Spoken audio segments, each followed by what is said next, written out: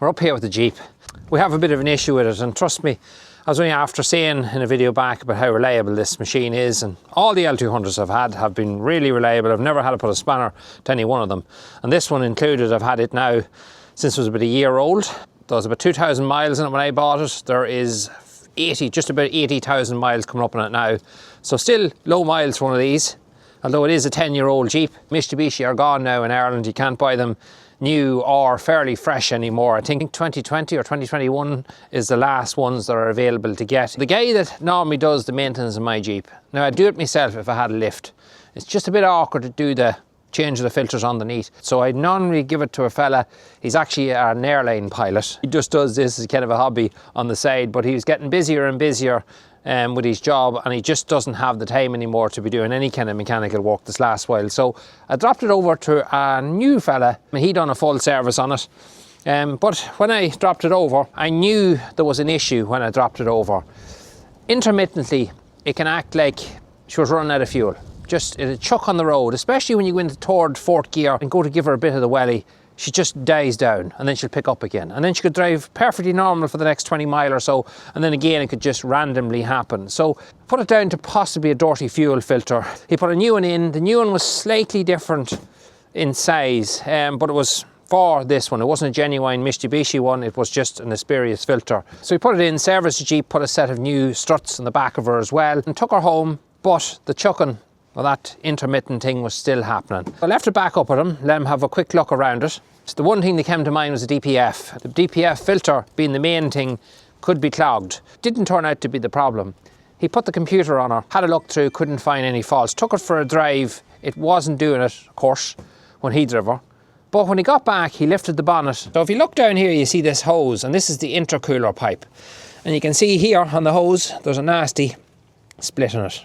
It's not split through the whole way, but it is split through enough that you can hear the air hissing out of it. So she's losing pressure, and that would definitely cause the problems that we're having. So we think that is the issue, and thankfully it's not a hard thing to fix. So we ordered one yesterday. It was in this morning in a Mitsubishi place. It's not too far away from us. This is a genuine Mitsubishi part. It cost €130. I'll remove this pipe here now, a couple of Juby clips, and fit this new one.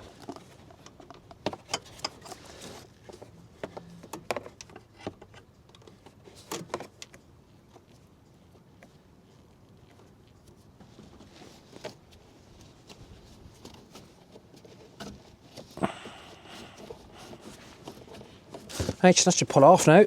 There it is. Take this Juby clip off, slip it on here. We're going to tighten it a wee bit so it just stays in place.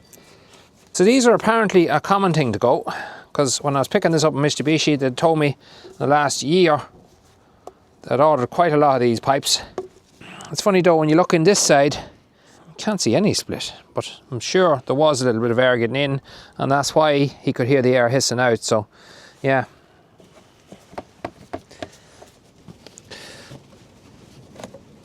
Alright, so I literally cannot get into that Juby clip. It's just wedged in there. So I'm going to take out this power steering reservoir.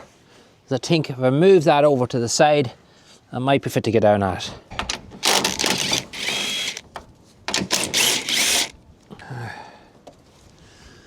Give me a bit of excess. Alright, so I have a long contraption here that I might be fit to get down at this and just tighten it. It's not kinked or anything, and that's all good. I'm just going to start her up here and listen and make sure there's no leaks.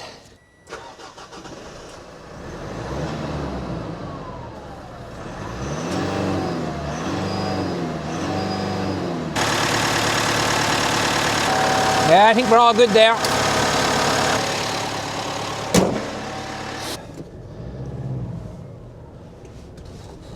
Next little job I want to do is tackle this door, basically. So I made this door when I was about 17, 18 years old, and this is the same original timber cladding that's been on it since then. So that's done about 10 years now. It's on a while, right?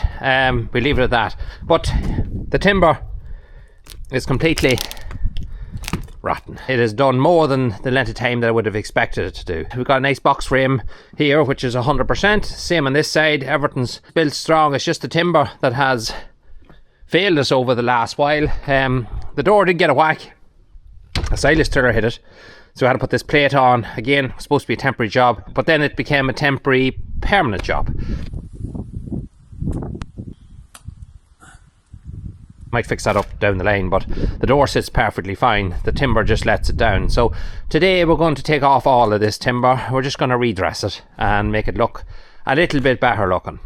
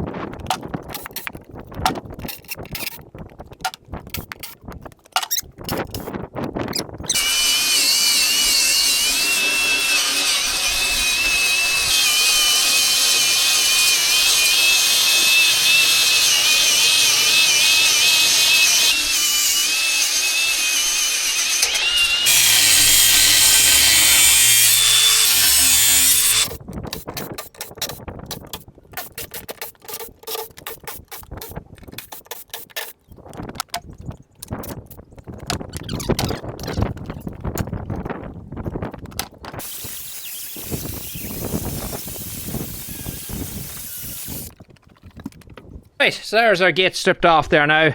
We threw all our old rotten timber into the front loader. Our frame is all cleaned down on this side. The frame's all in good condition. There's no rot on it at all. So this is the lollipop, I think you call it, shaped panels of timber. These are all pressure treated, and these are 6 foot. The ones we took off were a little bit less than that, but I'm hoping we won't have to cut them. I always want this gate to be a little bit higher anyway. Not for privacy, it's just actually more so that you're not looking out the front door of the house up at a yard. I think it's nice just the way it is. What do you think? Stick the clamp on there. Yeah.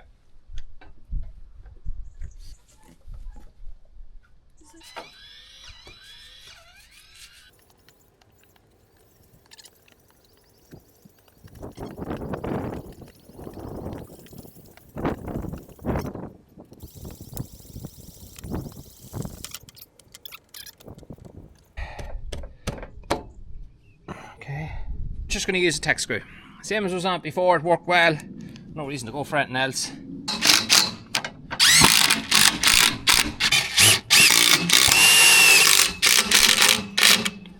So I just want to take a measurement here, see what we're like.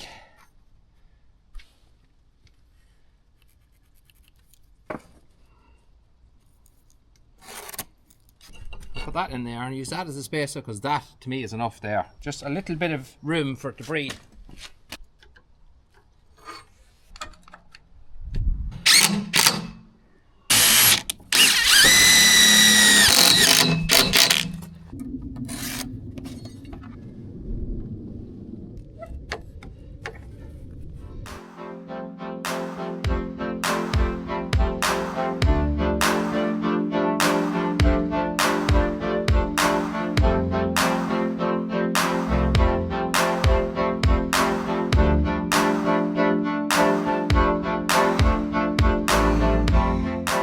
Alright, so we're about halfway on this door here now.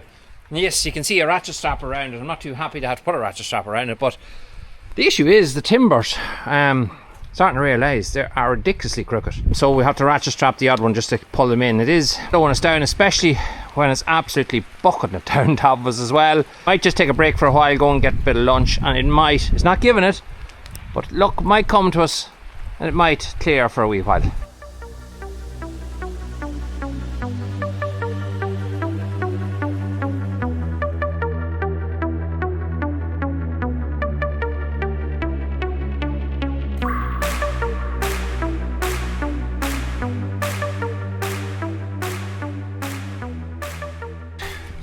Size. Hopefully it'll sit in here. It's a bit tight. It's better too tight than too loose.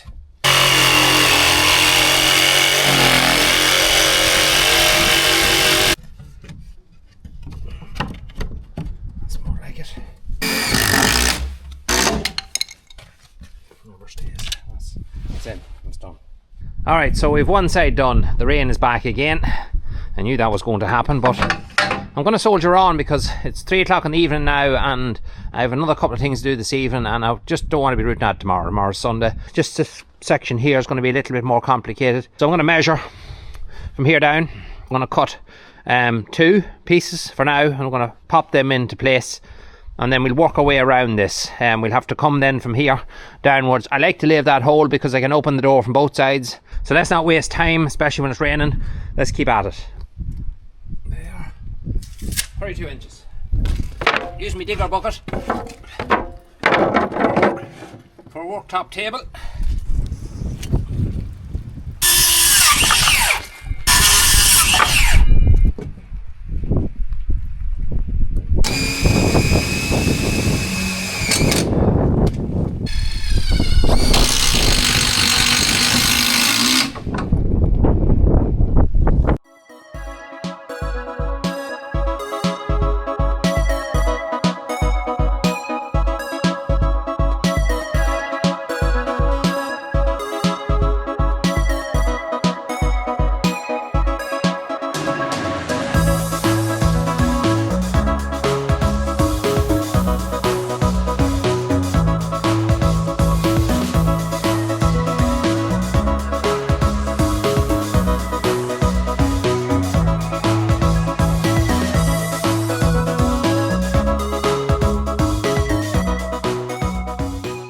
Well, in a really dull, I'd say this video looks so dark you'd swear it was night time. That's one of the problems I have winter time, especially when you use these small cameras. Everything's just so dark. I do my best when I'm editing to brighten everything up. Sorry about the rain hitting is lashing down here, but I do everything I can to brighten the thing up and add a bit of colour to it so it looks a little bit more warmer to watch. But the reality is black grey skies all day and rain. That's normally what you have in the winter time here in Ireland. That hopefully will last another 15 to 20 years. I'll be happy enough with that. But come the springtime, we'd put a stain on that, something just to make it a wee bit more pleasant looking. But I'm happy enough otherwise. We stuck a little hook back on here so we can open it across. A little chain that's on there, it'll hold it open. Across with there. This thing here is an overflow bucket and the seal is gone on it. So when I'm milking now, I'm losing an awful lot of vacuum. So we're just going to take this off because I think we might have the right seal got for it. It doesn't look the same, but I'm told that it'll work. So let's peel this off. I have silicone put around it last year when I started to perish and fail because I couldn't get the proper seal for it. So let's see how this works. When I do take it off, I want to actually clean it. Sometimes you get a rotten milk and stuff, makes its way in. That's alright. This is our seal here on my silicone. Around it, see? Now silicone's not advisable to use because it can get sucked in and go into the vacuum pump, but I had no other alternative when this went and it's too hard to find this. Now you can see the way this seals. So beforehand it sits up like that and it's got a seal on top and the sides or on the inside.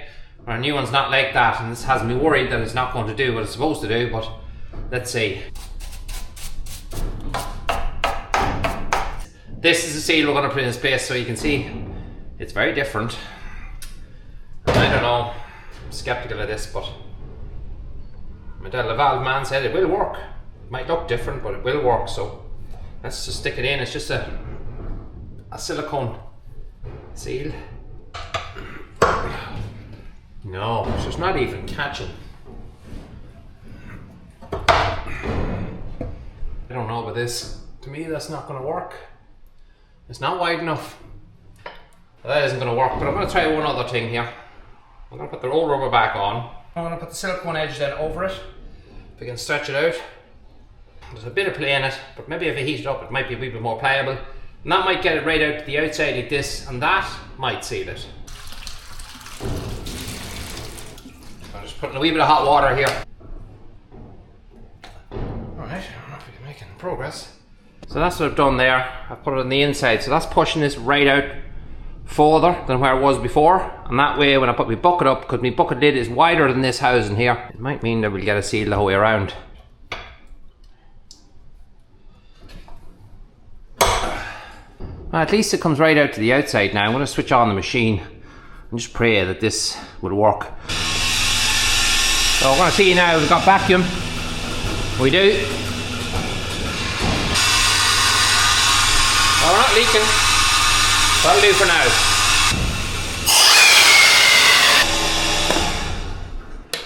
Right. Little job I want to do here real quick. Mentioned it before, but this gate here that goes in to our main house where our cows is badly twisted. It never was strong enough for this place. If you take it compared to this gate here, this is a proper yard gate. It's heavier bars versus the lighter bars that are on this one here. They just bend very easily, and you see what happens then. The gate starts to break apart. This one's broken in several places here. It's lost all of its strength. So I want to take it off. I've got a brand new gate here. I won't be throwing it out. I'll be fixing this gate up, straightening it back out again, welding all them joints closed, and this will go in a field where it serves its purpose better.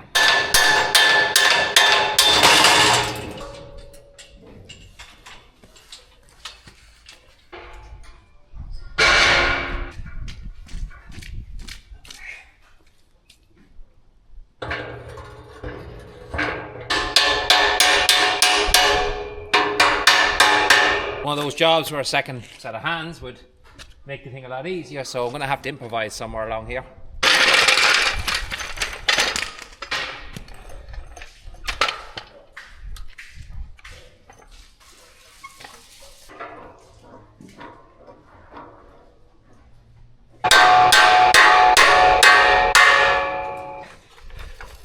So I can tell you one thing.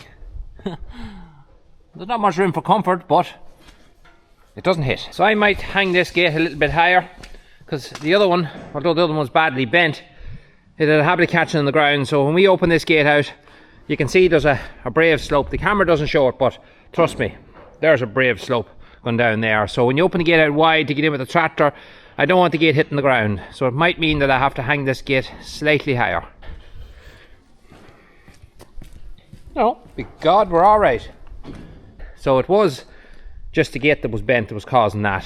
Alright, so next thing I need to do is put a hole here for the gate to close into. Mark this by rubbing it. There it is. Drill.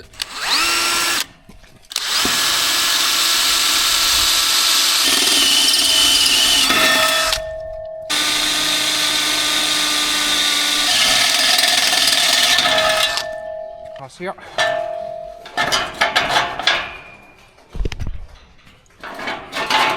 That's them. One of the worst things as well about this gate was because it was so broken. You're constantly trying to lift it all the time, and if you had things like this which you're normally carrying from place to place, you had to drop it out of your hand to be able to close the gate. But now we can open that up, so that'll make life a wee bit more comfortable.